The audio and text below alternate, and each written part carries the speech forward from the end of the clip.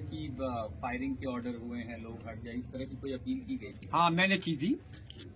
वो ये था कि मैं मौके पर उस टाइम गया था, मुझसे डीएम साहब ने कहा था, एसपी साहब ने कहा था कि आप मौके पर जाएं और भीड़ को आप सेटिस्फाई करें। मैं गया था, तब मेरे सामने डीआईजी महोदय, एसपी और डीएम आपस में ये डिस्कशन कर रहे थे कि तुरंत गोली चलाने का ऑर्डर लिया जाए। कौन कर रहे थे? एसपी साहब थे, डीएम साहब थे और डीआईजी साहब थे। मैं उस टाइम वहां मौजूद था। तब मैंने ये सोचा कि अब गोली चलने ही वाली है।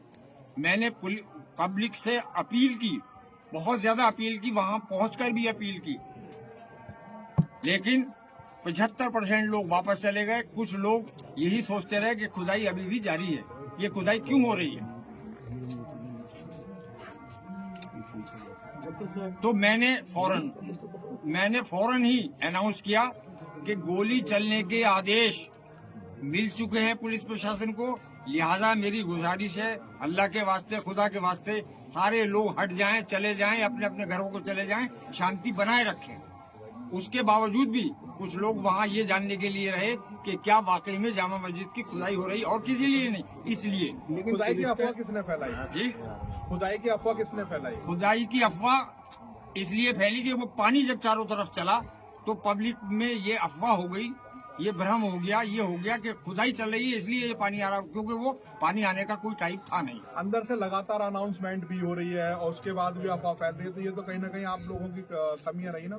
नहीं, हमारी क्या कमी रही, हम तो बराबर अनाउंस कर रहे हैं। पानी की जो कमी है, सबसे बड़ा जो अफवाह फैली है वो पानी को देख के फैली है कि ये पानी क्यों आ रहा है। इसका मतलब ये है कि अंदर खुदाई हो रही है, जबकि हम बराबर अनाउंस कर रहे थे वहाँ खुदाई नहीं हो रही थी, लेकिन पब्लिक के जहन में यही बात हुई कि शायद खुदाई हो रही है, और ये क्यों हो रही है।